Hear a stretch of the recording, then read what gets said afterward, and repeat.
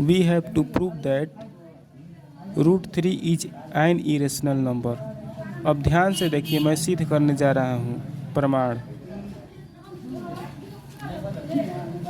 हमको सिद्ध करना है कि √3 एक अपरमेय संख्या है, तो मैं इसका उल्टा मान लूँगा कि √3 एक परमेय संख्या है।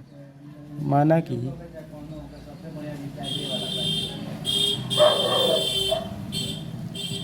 √3 एक परिमेय संख्या है।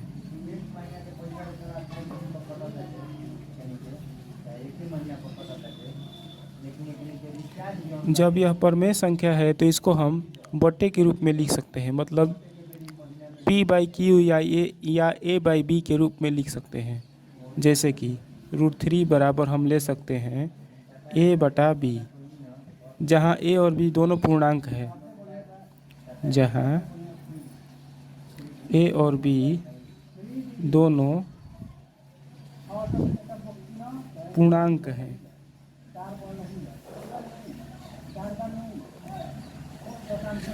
B 0 के बराबर नहीं है, B 0 के बराबर नहीं है, नीचे वाला 0 के बराबर नहीं है, और दोनों का मौसा निकालने पर हर हालत में 1 आएगा।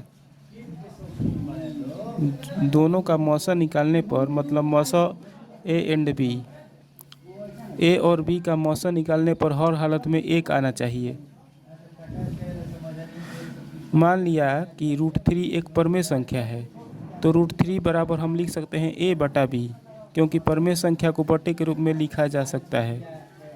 जहाँ A और B दोनों पूर्णांक हैं, नीचे वाला 0 नहीं है, और दोनों का मौसा 1 है। 3 कंडीशन है इस मान्यता में, 3 कंडीशन है।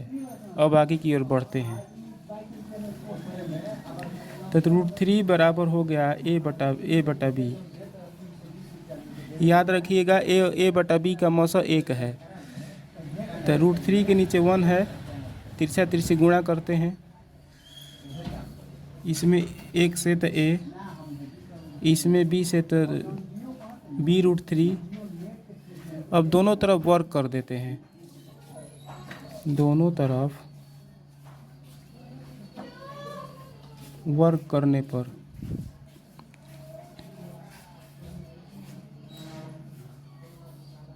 तो A पर वर्क करेंगे तो A² हो जाएगा, इस पर भी वर्क कर देंगे, B√3 का स्क्वायर A²। √3 का स्क्वायर करेंगे तो 3 हो जाएगा, B पर स्क्वायर करेंगे तो B² हो जाएगा। मतलब कि A² बराबर 3B² आ गया। मतलब कि A² 3 से कट रहा है, क्योंकि 3 गुणे कोई संख्या है। यहाँ पर 3 गुणे B² एक संख्या होगी,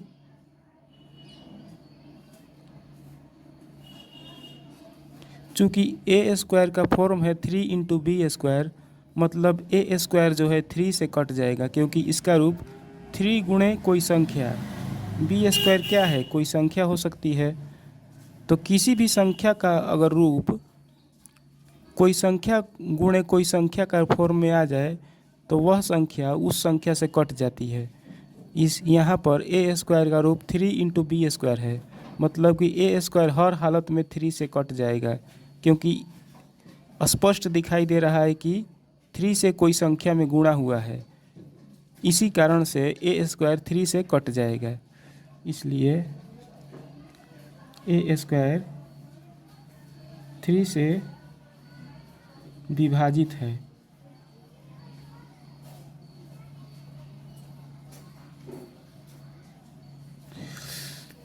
अगर कोई किसी संख्या का वर्ग कोई संख्या से विभाजित हो जाता है तो वह उस संख्या का वर्गमूल भी उसी संख्या से विभाजित हो जाता है।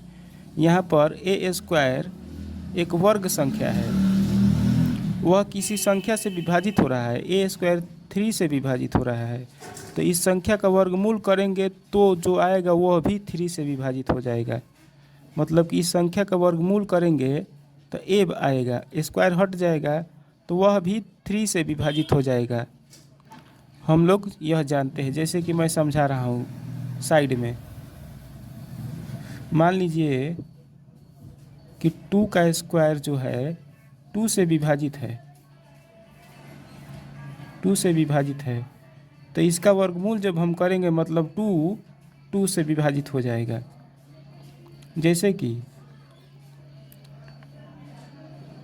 9 का स्क्वायर जो है 3 से विभाजित है। मान लीजिए 9 का स्क्वायर किसी संख्या का वर्ग, कोई संख्या मान लीजिए 3 से विभाजित है, तो इसका वर्गमूल करेंगे जब हम, तो वर्गमूल करेंगे तो 9 आएगा, तो 9 भी 3 से विभाजित हो जाएगा कि नहीं? देखिए तो हो जाएगा। इसी कारण से क्योंकि ए स्क्वायर 3 से विभाजित है, इसीलिए ए स्क्वायर का वर्गमूल मतलब ए भी 3 से विभाजित होगा। समझ में आ गया? अब आगे बढ़ते हैं। क्योंकि ए 3 से विभाजित है तो हम ए को हम 3 इंटू कोई संख्या मान सकते हैं के। चूँकि ए 3 से विभाजित है तो ए को हम 3 इंटू कोई संख्या के रूप में लिख सकते हैं। ए को हम मान सकते हैं 3 इंटू कोई संख्या, जहाँ के कोई संख्या है।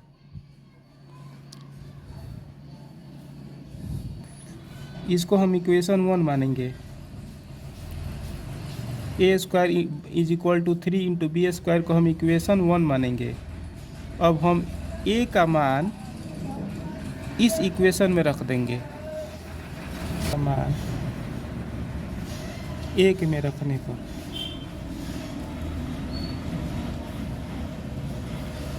एक हमारा इक्वेशन है A square is equal to 3b square. तो ए को हम माने थे, क्या माने थे? ए को हम 3 इंटू के, तो स्क्वायर है तो स्क्वायर लगा देंगे इस पर, is equal to 3 into B square है। 3 का स्क्वायर 9, के का स्क्वायर करेंगे तो के square is equal to 3 into B square. 3 से कट जाएगा 9 3 बार में, तो 3 के square is equal to B square, मतलब B square is equal to 3 के स्क्वायर। अब देखिए ध्यान से, किसी संख्या का वर्ग 3 से विभाजित है, क्योंकि 3 गुणे के स्क्वायर है, तो हम लिखेंगे बी स्क्वायर 3 से विभाजित है। 3 से विभाजित है तो इसका वर्गमूल करेंगे तो भी 3 से विभाजित आएगा। तो बी स्क्वायर का वर्गमूल करेंगे तो बी आएगा, तो बी भी 3 से विभाजित है, बी भी 3 से विभाजित है। हमने ऊपर दिखाया था कि ए 3 से विभाजित है, ऊपर साबित किया था हमने कि ए 3 से विभाजित है।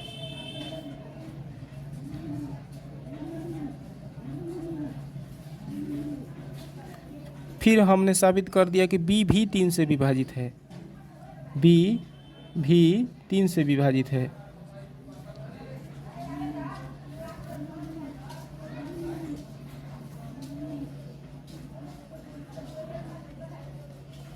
मतलब a और b दोनों 3 से विभाजित है। a और b दोनों 3 से विभाजित है। मतलब कि a और b दोनों 3 से विभाजित है, इसका मतलब यह हुआ कि दोनों का जब मौसा निकालेंगे तो 3 आएगा। मतलब HCF जब a और b का निकालेंगे, HCF of a and b जब निकालेंगे तो 3 आएगा, क्योंकि दोनों 3 से विभाजित है। लेकिन यह तो गलत आ रहा है, यह तो हमारी मान्यता के ठीक उल्टा आ रहा है। हमने माना था कि दोनों का HCF 1 आएगा, लेकिन यहाँ पर 3 आ रहा है। यह हमारी लिखेंगे, यह हमारी मान्यता के ठीक विपरीत है।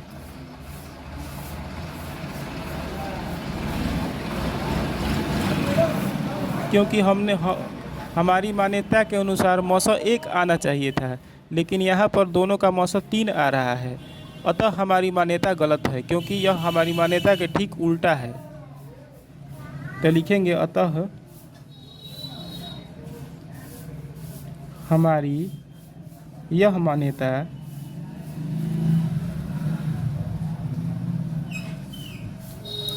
कि √3 एक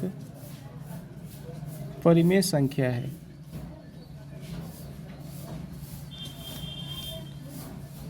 बिल्कुल गलत है।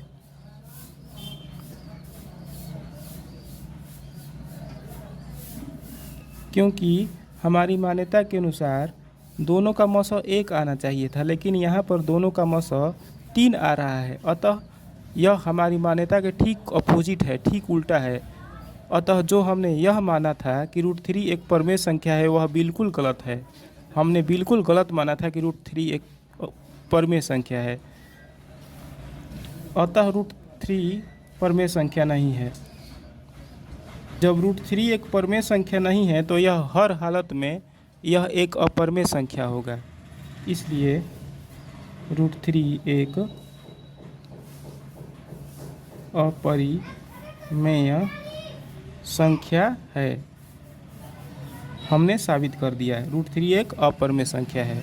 यूक्लिड विभाजन एल्गोरिदम का प्रयोग कर निम्न संख्याओं का HCF निकालें। चरण 1। पहले हम देखेंगे कि दोनों में कौन बड़ा है। तो क्लियर है कि 616 जो है 32 से बड़ा है। तो जो बड़ी संख्या होती है उसको हम इस ओर लिखते हैं, बाईं ओर। 616 को हम बाईं ओर लिख देंगे, बराबर 32। यहाँ पर 32 लिखेंगे। अब हम लोग विचार करेंगे कि 32 में किस संख्या से गुणा किया जाए कि या तो 616 आ जाए या तो इससे ठीक कम आए। ज़्यादा कम ना, इससे ठीक कम, या 616 आ जाए। 32 में किस संख्या से गुणा करें कि या तो इतना आ जाए परफेक्ट, या तो इससे थोड़ा सा कम आए, ज़्यादा कम ना आए। इसको समझने के लिए हम एक विधि का प्रयोग करते हैं, भाग विधि का। 32 में भाग करेंगे, 32 से 616 में।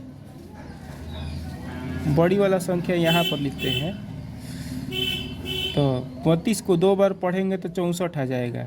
तो 32 को एक ही बार में ले जाएंगे। तो 11 में से 2 गया 9, और 5 में से 3 गया 2, 29 बचा, ऊपर से उतरा 6। अब 32 का पढ़ा इतना बार पढ़िए कि इतना आ जाए या इससे थोड़ा कम आए। 10 से गुणा करेंगे तो 320 आ जाएगा।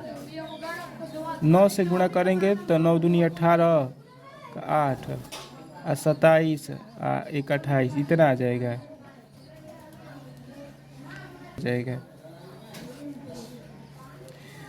अब घटा देंगे। 16 में से 8 गया 8, भाई कट गया, ये कट गया, 8 शेष बचेगा। तो इसमें 8 से गुणा करेंगे। इसमें हम कितना से गुणा किए कि 288 आया। 9 बार में ले गए तो 288 आया। पहले एक बार में हम लोग ले गए थे, उसके बाद हम लोग ले गए थे 9 बार में, तो यहाँ 19 कर देंगे। पहले हम 32 को एक बार में ले गए थे तो 32 लिख दिए, शेष आया 29, ऊपर से उतरा 6। उसके बाद 32 को हम लोग 9 बार में ले गए थे तो 288 आया, घट गया 8। तो हमारा भागफल 19 आया। तो भागफल यहाँ पर लिखते हैं, 19 को यहाँ पर लिख देंगे और शेषफल को यहाँ ऐड कर देते हैं लास्ट में। शेषफल आया है 8, 8 को ऐड कर देंगे यहाँ पर। यहाँ तक आप लोगों को क्लियर है। अब चरण 2।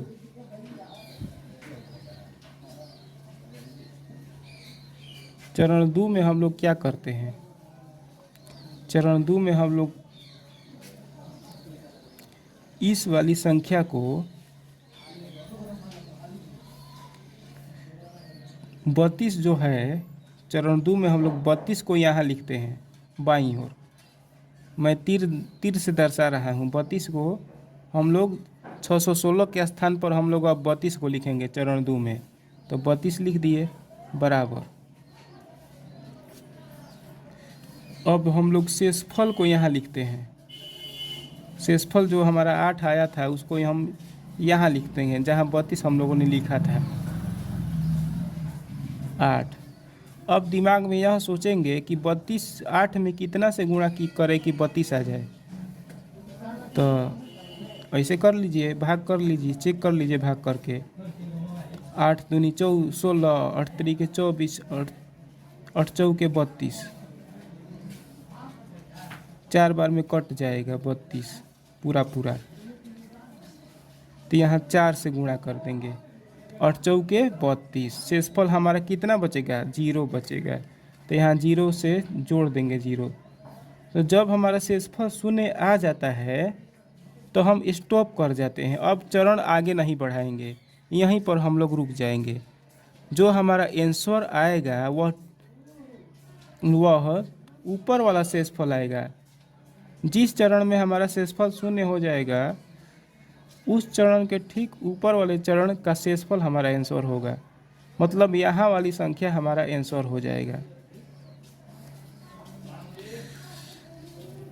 इसका शेषफल 0 आ गया तो इसके ठीक ऊपर वाला चरण मतलब चरण 1 का शेषफल 8 है, 8 हमारा आंसर हो जाएगा। मतलब कि लास्ट वाला चरण का भाजक हमारा आंसर हो जाएगा।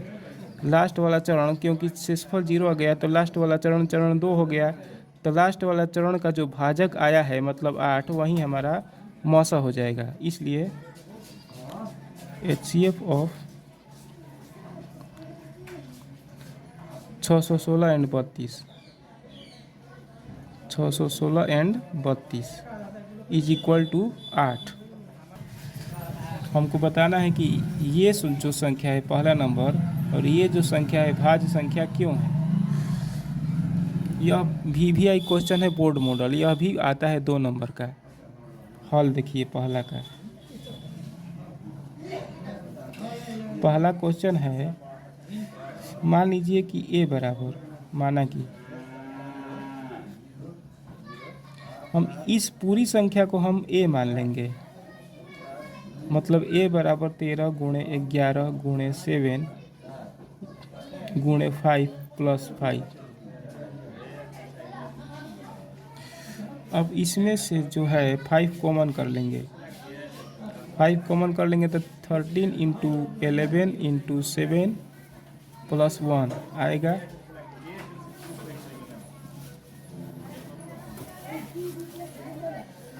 ग्यारह 7 77, 13 इंटू 77 प्लस 1,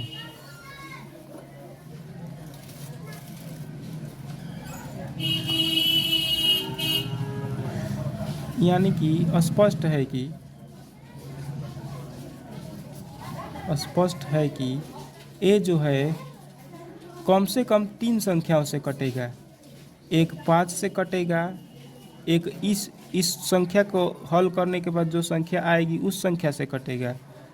स्पष्ट है कि ए जो यह संख्या हम लोग माने थे, इस संख्या को ए हम लोग माने थे, वह ए कम से कम 3 संख्याओं से कटेगा।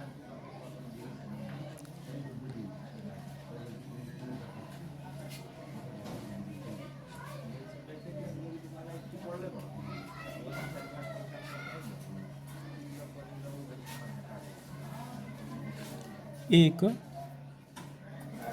5 से, एक 13 इंटू 77 प्लस 1 से कटेगा, हल करने के बाद जो संख्या आएगी उस संख्या से कटेगा।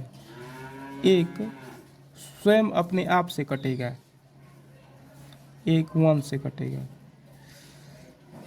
मतलब ए 5 से भी कट जाएगा, इस संख्या से भी कट जाएगा और अपने आप से भी कट जाएगा और 1 से भी कट जाएगा, मतलब न्यूनतम 3 संख्याओं से कटेगा।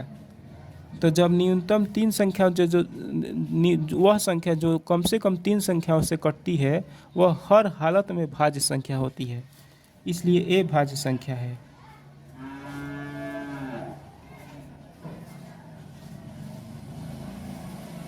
अब दूसरा देखते हैं, माना कि b बराबर, इस संख्या को हम लोग b मान लेते हैं, तो 7 इंटू 11 इंटू 13 प्लस 13, तो b is equal to 13 common कर लीजिए दोनों में से, 13 कॉमन तो 7 इंटू 11 प्लस 1, तो 13 77 1 78, तो b 13 इंटू 78, तो b इज इक्वल टू, इसको हम लोग इस प्रकार लिख सकते हैं 13 इंटू,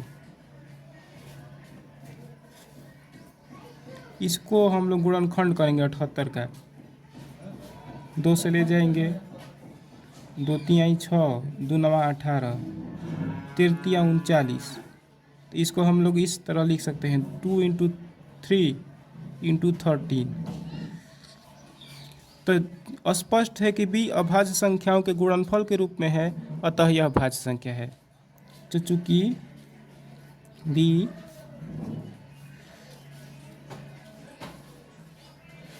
b दो से ज़्यादा, 2 या 2 से ज़्यादा अभाज्य संख्याओं के गुणनफल के रूप में है, अभाज्य संख्याओं के गुणनफल के रूप में है, अतः b भाज्य संख्या है, भाज्य संख्या है। यह भी हल हो गया। अब इसी तरह का एक क्वेश्चन मैं दे रहा हूँ आपको, बनाकर दिखाइए।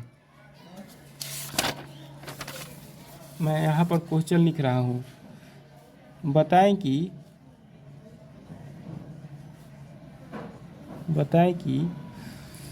3 इंटू 2 प्लस 2 भाज्य संख्या क्यों है।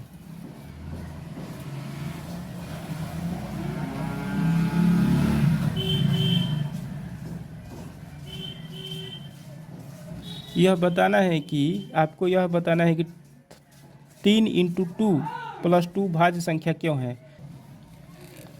अब इस क्वेश्चन को हम लोग हल करते हैं। If HCF of 510 and 92 is equal to 2, then LCM of 510 and 92 निकालना है। हल,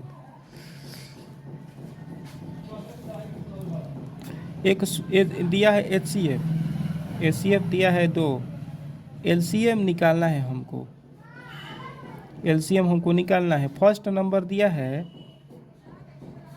फर्स्ट नंबर इसको मानते हैं 510, सेकंड नंबर दिया है 92। तो मैंने एक सूत्र आप लोगों को बताया था अपने पिछले के वीडियो में कि जब LCM निकालना होगा तो LCM का सूत्र होता है first number into second number by HCF। First number कितना है 510 है, इंटू सेकंड नंबर 92 है, बाई 2 HCF 2 है। अब देखिए इसको भाग कर देंगे 2 से, 2 चौके 8, 2 छके 12, और 510 में 46 से गुणा कर देंगे। 0 6 6 5 30, 0 4 5 के 20, जोड़ देंगे 0 6 4 0 6 4 3, 23 460 आएगा आंसर। हमारा उत्तर आ गया।